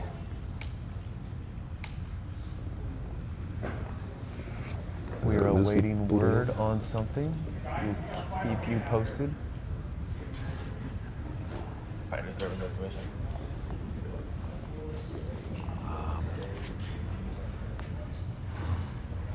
There is a little bustling going on, but It appears that was much ado about nothing, Yeah. Chuck. it certainly got the media back in their seats quickly, and They're just testing away us. from the Danish. Away from the Danish. Those pastries, they're not eating themselves. No, they're not. And there's also some croissant. I may And need don't to get revisit our man those Ariel gluten-free Hawani muffins. started about hummus. as a spread or a dip. Still, the debate rages on Twitter. And we have someone emerging. I believe This is Lucy Pudilova. I think it is. Yes, Lucy Pudilova up now. She fights Irene Aldana in a women's bantamweight fight on the UFC Fight Pass prelims. It's kind of funny, Sean, if they were to bump this fight, to the main card, you would still have the same amount of women's fights on that main card, which is there were supposed to be 4 women's fights on this card. Now it's 3.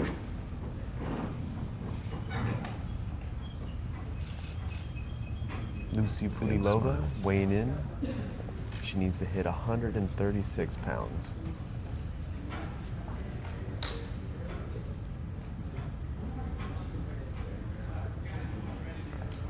Precise operation here.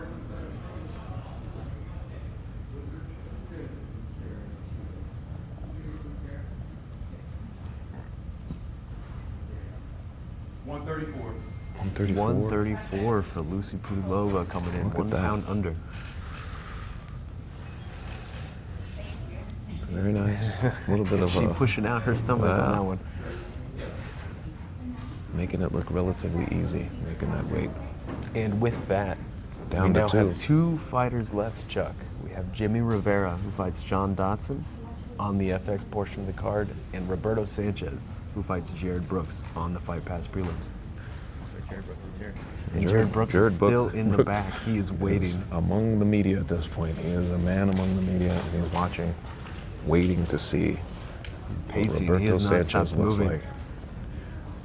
Roberto Sanchez may be in for a very hard time come tomorrow night at the American Airlines Arena. Of course, we still have 40 minutes here left on the UFC 228 weigh-in stream. Thank you so much for joining us this morning. It has been a fun week here in Dallas, Chuck. It has. And here is Roberto Sanchez, the man we were just speaking about. You summoned him. Oh, see, now there's Brooks. And Jared Brooks here in the back, clapping very sarcastically for Roberto Sanchez. One man, a very enthusiastic response from his opponent. Jared Today those Brooks hands are making his clapping. presence felt. Tomorrow they're throwing power at that chin. And this is why you're such a wordsmith, my friend.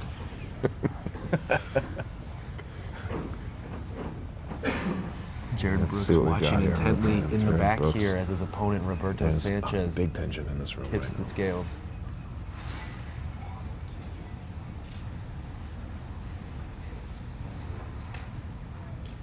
now. Very humble stance as he waits. 126. 126 for He is Roberto on weight. Sanchez. Is on weight. He is on weight. Brooks There are glares still- at him from across the ballroom here. Jared Brooks mean mugging from the Yeah. back room in the back of the Gotta ballroom. be honest, I do not think that Sanchez even looked at him once as he storms out of here. Now we're down to 1. And there were 3 fans left who were lingering watching this, but now we are down to 1 fan. Down to one one. fan to see Jimmie Rivera, One fan, yes. Yeah. the really dedicated man, has stayed. He wants to see this through to the Jimmie end. Rivera fan club, I tell you. I feel like we Jimmie should interview Rivera. him. Jimmie Rivera is the lone fighter left we're waiting for here, Chuck. We have 40 minutes, so he does have time. But Jimmie Rivera is the last. That's going to be a man cracking to fight weigh right in. there. Really underrated John fight on this Dodson. card. Really underrated fight, and I think Important for both men. both That- guys, in and that Rivera division as a especially, whole. coming off of the first loss in a decade. And what a loss it And what a was. loss! I mean, it's just That's one a of those hard way situations. for your streak to end.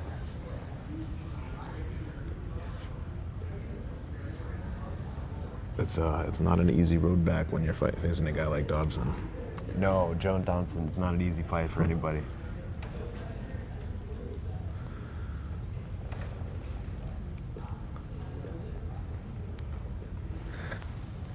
And the UFC has released an official statement. It appears on Nico Montano. UFC women's flyweight champion, who was forced to pull out of her fight this morning after being hospitalized about an hour before weigh-ins. The news came down.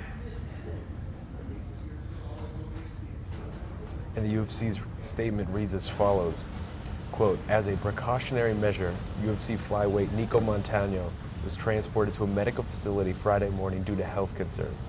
The scheduled championship bout between Montano and Valentina Shevchenko at UFC 228 has been canceled. Short and to the point, Chuck. Very unfortunate turn of events for both women. As we've mentioned, Nico Montano, you hope she's okay. The statement reads for precautionary measures. That's more or less what we heard as well, that it wasn't something super serious, but we cannot say that for sure yet. We just don't know yet. Valentina Shevchenko, you feel bad for her as well. This is the second time in in the past couple of years that she has had a similar situation, high title fight pulling out from under her. Very tough situation. Out. It really is. And you feel for Nico too, in the sense that I was catching a little, I don't know, I mean, it's hard to really gauge, sometimes when you talk to these people, but I felt like she was ready to get this over with one way or another, and for her, and now it's just, we're just in this constant limbo. It's going to start over. It's going to start all over. I mean, for her, it has been 9 months of people criticizing her, doubting her, telling her that she's not the real champion, that she's just holding the belt, keeping the belt warm for Valentina Shevchenko. And now this is going to persist. You know how this works in this game. Regardless of the circumstance. We get so little resolution in this sport. Interim belt. And we've got a chance starting out here. And at a certain point, you may have to think about introducing an interim belt. It has been 9 months since this belt wasn't introduced to the division. It really has halted any sense of momentum in this flyweight class. There are some cases where it's warranted, and maybe this is one. I agree. The whole reason it existed to begin with was situations like this. It's just become a travesty in the other ways. Even the actual championship fight that Nico fought in, the opponent didn't even make weight. It's like every championship fight was only the second one that never didn't happen. It's still been cursed. The way that this fight has come together, and I think the frustration from both women of wanting to get it over with, I believe it probably will be, considering, hopefully, again, hoping that this is not something very serious. True. It probably will be rescheduled relatively soon in the next couple months. So maybe on some sort of positive, this is another title fight that can be thrown into a year-end slate for the UFC that is already very, very good. Do we have our main event from Madison Square Garden? I do not believe this would be the main event from Madison Square Garden, Casey. You don't want to get me started on this topic. Fight, bro. Loyal listeners of the A-Side podcast will know where I stand on this. Nate Diaz should be headlining that event, but I will not get into that now. Because I think Mark Ramondi's head will explode back home if I do. So Logan Paul, main event. Get out of here, Casey. Here we go. What a troll Casey is. Let's talk about the Logan Paul fight for just a few minutes. I think that given the appropriate time with maybe a guy like Duke Roufus. Can we not, Chuck? I'm kidding.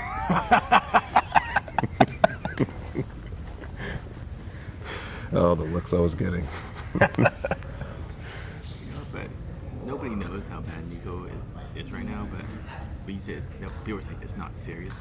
It has to be serious. Yeah, it's got to be serious enough. I think when people say it's not serious, they mean like a Max Holloway type of situation. It's like it's all varying degrees, right? Like it is. The fact that she couldn't even weigh in, even overweight. Yeah. Although I will say this is a surprising one because Nico Montano was on The Ultimate Fighter 26. She made weight several times in a row for that show, and then made weight before the finale. That is a lot of weight cuts. Honestly, in a very it short never amount of time. occurred to me that she would have a problem. Yeah. It never occurred to me, because we've been so inundated with this talk about Darren Till that I didn't even. And really, I know it's like exactly. Really, that is classic misdirection. That's such an almost typical way for this sport to play out, right? Like we focus on one and you get it. aspect of it, and you get it, but in a much different way than that. It's like always a sacrifice to the MMA gods. You gotta give them something in return to get the one thing. The blood gods are merciless, man. Hey, Till Woodley still have to rehydrate healthy too. That's true. Yeah, let's not take anything for granted here. Amanda Nunes made weight. We got like 36 hours before. Yeah. So if you're just joining us, we are mostly done here. We are simply waiting on Jimmie Rivera who has about 33 minutes at this point. His fans, All of the fans have cleared He's out outlasted from his there. last fan. At one point, there was a large procession of fans behind us. They have all cleared out. We are just waiting for Jimmie Rivera, who fights John Dodson on Saturday night. The title fight, Tyron Woodley, Darren Till, that is official. And of course, Nico Montano versus Valentina Shevchenko, that is off. A very strange turn of events here in Dallas. But what would a pay-per-view be without some craziness at the last second, Chuck? Yeah. I think writing a preview for any major card is just an exercise of futility at this point. Because you just don't know. It's like anything you want to run, you should wait until Saturday morning and wait and see who's left. It is an attrition each time we do this, but That is a pain that only us writers will understand. I know. Sometimes you got to tell the people our struggles, you know. I don't think they care very much. They don't. They are not very sympathetic. They to do our not plight. care. And I am, of course, Sean Al-Shadi, coming to you from Dallas, joined by the man in the hat, Mr. Chuck Mendenhall, back We're here within earshot at a right fight now week. of the man in plaid himself, Ariel Helwani, who doesn't seem to be doing his standard. Like somehow we've inherited the golf voice, and he's over there just freaking around. Talking like a normal person. Yeah, he's using his normal voice. How dare you? This is capital BS, you know. But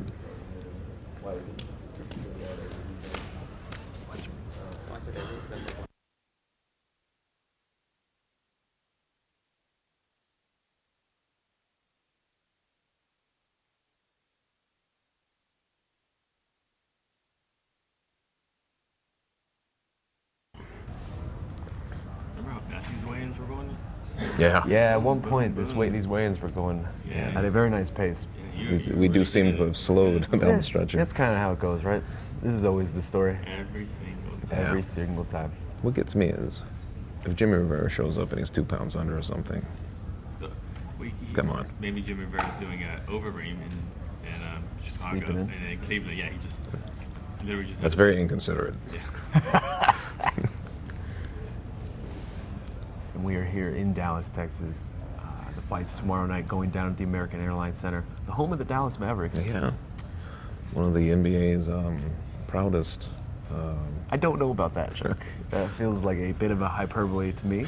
Well, I am in a I room will full say- of promotion right now, so. I will say we were in that arena on Wednesday for Yeah. open workouts, and Okay. this is coming from a Phoenix Suns fan, but the retired jerseys up on that Little thin, banner, little thin. little thin, did not inspire How's confidence. Mark I will McGuire say. not up there? That's what I couldn't understand. I did notice a banner that says World Champions. That is something I did. that they did I have saw that World neither of us have. Championship. So I'll I tell you will what, give you that. I'm a Denver Nuggets fan, and we do not have a banner that says that. In fact, True that. the Denver Nuggets have never even been to an NBA final. They've been to the ABA finals, which tells you a little bit about how long it's been. Let's talk about 80s Nuggets uniforms. Oh, How they the were rainbow? best. They were the best. Yeah. 80s. Oh, There's that's been- a there's- classic There has uniform. been I used to be the biggest Alex English fan. Oh man. Oh, now you're talking, Casey. Alex Look English at is you. my I didn't man. think you had it in you. Alex English follows me on Twitter. I'm just going to throw that out there. Now And that is a that point was of the personal one. pride. That is, yes, it was. When I saw that, I almost broke into tears, man. I loved Alex English. T.R. Dunn, You lost me now. Kiki Vandeweghe, Dan Kiki Issel. Vandeweghe. I mean, He's these like guys- an NBA executive now. He is. Like He rules was for and Denver for a little regulations or while something. too, but kind of more of a journeyman in that sense. But yeah, those teams are great. I would say the current Denver Nuggets do have one of the best mascots. Rocky. Yeah. Yeah. Like, he has Is a that little, the like, fox?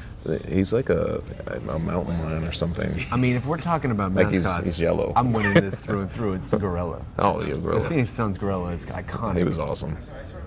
Is he still with him? Yeah. Oh, that's cool. He was like the first mascot I saw dunking regularly, you know. He was the first dunking mascot. He was. Yeah. We wear that as a point of personal But he also, pride. you know what? Casey. He also I'll give you had a ton of swagger, you know. Like the gorilla would come out and he was all like throwing his arms back and I doing that still cake. don't quite understand why it's a gorilla. I've read several times in my life why, but I do not But he remember. was. He's as long as I've Imagine been. gorilla in that Phoenix Heat. That's well, a bad I don't life. think that would work out very well. As long as I've been paying attention to the NBA, which is a long time now, he's been a staple of the visual there. You know, Yeah. what was the first? What was their arena they used to play in that was outside of Phoenix? I went there when I was America young. West? No, maybe? no, before then. The one that was outside of Phoenix is I don't know. the You're Coliseum. before my it's time. like the at this some point. Coliseum, but it was basically like the old Arco Arena that was in Sacramento. Not really an arena, or the Salt Palace that's in. These are not arenas, man. You look at those things back then, and they were just these warehouses that had NBA games. You'd never see that games now. would but be on tape delay. Playoff games would be on tape delay. It's a very different world. Yeah, different But world. I think we digress maybe a little bit from the topic. Bellator-esque. That is a nice segue back into the topics that maybe we should be discussing. Let's get back to mixed Alex martial English. arts. Oh, I thought. What was the movie he was in? Amazing Grace and Chuck. Of course I know that. I still give him his kudos every chance I get. I actually was going through a box of old stuff, and I have Alex's English autograph about 30 times, different cards and programs and stuff like that. All right, let's get back to the Well, MMA Chuck, stuff. I want to ask you, speaking of older athletes, I mean, I consider you somewhat of a historian in this space. Wow. You do excellent historic pieces.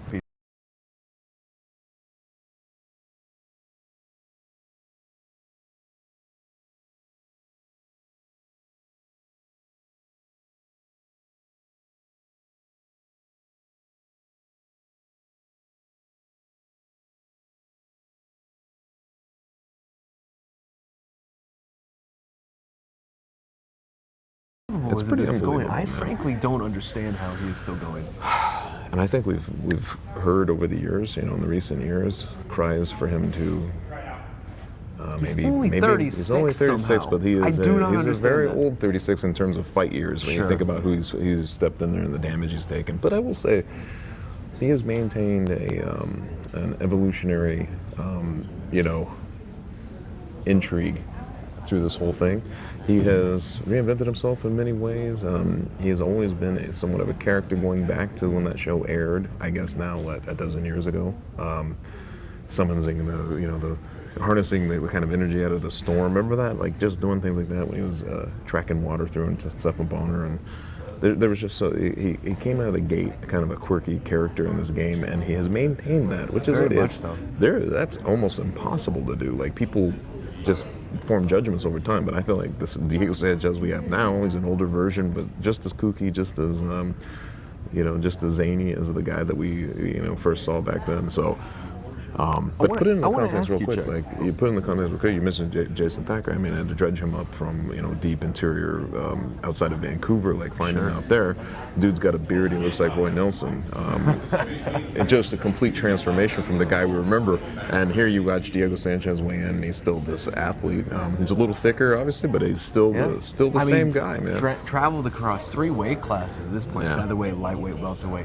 My question to you, Chuck, I mean, you obviously never want to tell an athlete that they're done, tell an athlete that they should retire, but 3 of Diego's past 4 fights at this point have been first-round knockout losses. He's on that The right past now. 2 in particular were very, very rough. Yeah. Matt Brown and Al Iaquinta. Yeah, I mean those are obviously Those these are great fighting names guys still. that are just But, I mean, monsters in that. I would say right now this is a step downward to take on a young Well, up-and-comer like Craig White. Was it If- the Lincoln card we were just watching? There's a few guys on that card, including Jake Ellenberger, who ended up retiring at the. But you see these guys and you know that they're stretching it out. So It's that's the my last question chance. to you. I mean, if Diego, things go poorly for him against a guy like a Craig White, Yeah. should this be It it should for be. him? I mean, how much In the- longer can he keep this going? In the way that, of course, it's going to sound funny that I'm going to say this, but like, in the way that Dana White kind of forced the hand and the conscience of Chuck Liddell and basically said, "I'm shutting you down." I think that there would have to be some interview. This is a guy who's been with the UFC this long. I don't know. He's always had a little bit of a rebellious edge, though, too. Like Diego Sanchez. I'm not sure that Dana could tell Sanchez to shut it down, and he would just be like, "Sure, boss, I'll do that." He's still very he may passionate want to about go and find it, and he is the type of guy who I believe thinks he could fight into his 40s. He's that guy. So, from a standpoint Can of you imagine us, 4 more years of Diego I Sanchez? cannot, but. From our standpoint, we've seen him, and we can kind of look at his record. I mean, we have seen him stand in there for a dozen years, man. Like just fighting these fights and against a who's who, really. Yeah, I mean, his UFC debut at this point was 2005. Yeah, but if you Over look, there's decade. a lot of red toward the top of his Wikipedia record there. 13 years in the yeah. promotion, man. The thing is, it becomes a little bit of a squeamish topic, but how much do you want to see a guy get knocked out at some point? There's a point when, if you're watching with trepidation, from a fan's perspective, it's no longer a fun event. And I think Sanchez is nearing that, if he's not there already. I think this fight, though, really is. If he goes in there and he gets knocked out by White, or he loses in ways that you see, like in the BJ Penn sense, when he just wasn't able to compete, you realize that the game has passed him by. Yeah, you want to see that. You want to see a guy like that and call it a day. Yeah, it's coincidental that we're in Texas, because in my mind, whenever I hear Diego Sanchez, see Diego Sanchez, I always go back to what in my mind is his last great performance. Maybe not great in the sense that he didn't win the fight, but I was there in that arena in Houston when he fought Gilbert Melendez. Yeah. That was a one good of fight. the craziest That was fun. fights that I have ever been in the arena for. It was electric.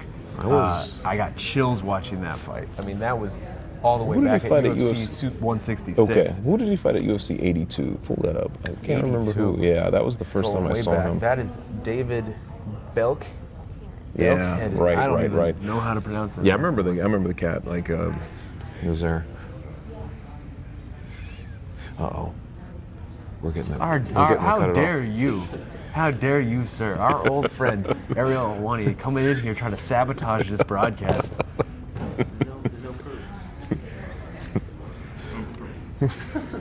Such a Aren't you doing one of these? Regional cable You don't do outlet that? media. regional cable out.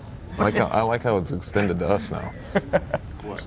Like where we are doing this stuff. You're the one who putting us in a bad position. We're having a conversation with a very, But back to a what very we were jovial. saying. Diego Sanchez, I mean, You're looking like I really do believe, in my mind, that Gilbert Melendez performance is how I will always remember him. Just Yes. because no one believed that he would beat Yeah. Gilbert Melendez. And the fact that he even had him on the ropes, I mean, he caught him with a hellacious 100%. shot That fight is in one the of the midst most of that memorable. firefight. One of the most memorable fights he's had. He's had multiple. Remember when he got busted open by BJ Penn? Sure. And, The Caro Parisian the fight. Caro Parisian fight. But the one in UFC 82 was the first time I saw him. And I just remember it felt like that was the first time I'd ever been to a UFC event in person, and he was certainly he was already, all the way back then, he was like one of the cult figures. I was like, looked at him, I was like, whoa, there's Diego Sanchez, So he is just, he's been a legend in the sport, man. And one thing that has always struck me too about watching him live, I feel like watching him live, you get a certain sense of the face that he has while he's fighting. He has such an intense face while he fights. He clenches his jaw and constantly just like mean mugs throughout the entire fight. It seems terrifying. It does. I won't lie. It seems very terrifying to be staring at that across from the Well, at ring. one point, he was the nightmare, right? Yeah. And then he became something else. He's a dream. A dream. And then he went back to the nightmare. Then he And was now a he's dream catcher. Lionheart, Now he's maybe? Lionheart. Dreamcatcher is Musasi. Okay. So, Nicknames all over the place. Dreamcatcher also being one of the worst nicknames. that is the. Yeah, I never really understood the I was actually Musasi joking. I Dreamcatcher. forgot there's actually a dream catcher out there. That's as bad as they come. Although I guess you could spin that as when he knocks people out, he What catches about- their dreams as What they is the float worst upwards. nickname? The worst thing, I still think the It is worst. stupid, I'm not The gonna worst say it's nickname not. has still got to be. Was it Jesse Bongfeld? It was like Jesse the Water Bongfeld. Remember that guy? Best nickname, yeah. The best one? You like that one? Oh man. Or what was Big Johnson? Dreamcatcher is one of the worst for like the quality of fighter versus the nickname ratio. Yeah. So that's pretty. Yeah, Gegard Mousasi is just Moose to me. Moose, he's Like, Moose. he's Moose. That's a great nickname. Speaking Talk of about which, a guy, man, who Let's like. talk a little bit about Gegard Yeah, right now. he was, 'cause that fight what a is dude. coming up. I was talking about cult status. That's a guy who actually is like based at his cult status to the point where you're like, I feel like really has one. Like he's got like kind of he's one of those weird figures in our game where he forced people to kind of see his non-enthusiasm as its own merit at some point, like his kind of aloof nature, and it became kind of a mark of endearment in the game.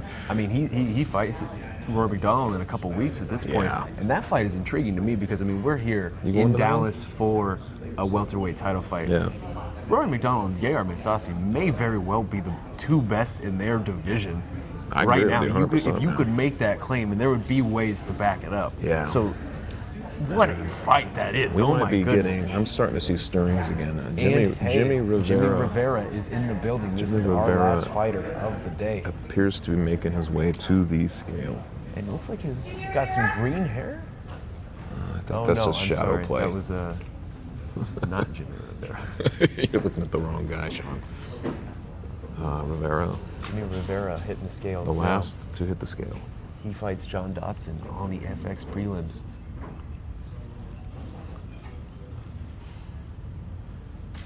Big time drama.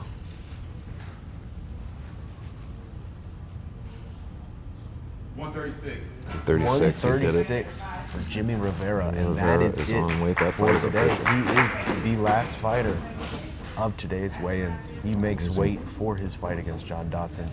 And that about does it for us, Chuck. Yeah. Oh, that was just, fun, man. Just as a quick recap, every fighter on the card makes weight with the exception of Nico Montano, who does not weigh in today. She was hospitalized this morning.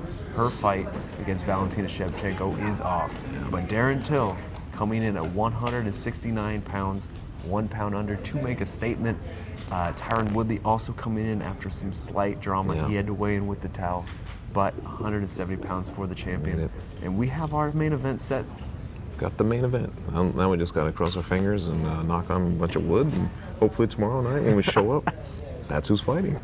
Hopefully. Yes. You never know in this I don't sport. take anything for granted Not anymore. at this point. But in the meantime, this has been a lot of fun. Yeah, it was good.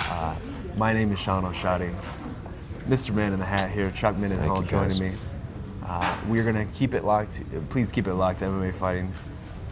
The rest of today and tomorrow, we will bring you all the goodies you have come to expect for us. Preview show coming up Preview later. show. Lots to discuss. Weigh-ins, official weigh-ins later as well. And tomorrow, a sneaky good card still, even with the loss of this co-main event. But in the meantime, That might have been the least competitive fight on the. We never know, but I mean, well, the odds certainly say so. The odds certainly say so. But we will there's so plenty of really competitive fights on there, though. still very much so. But in the meantime, like I said, for Sean O'Shadi, Chuck Mindenhall, Casey, Esther, the entire MMA fighting team, thank you so much for joining us. This has been the Weigh-In Stream. See ya. Have a good Friday.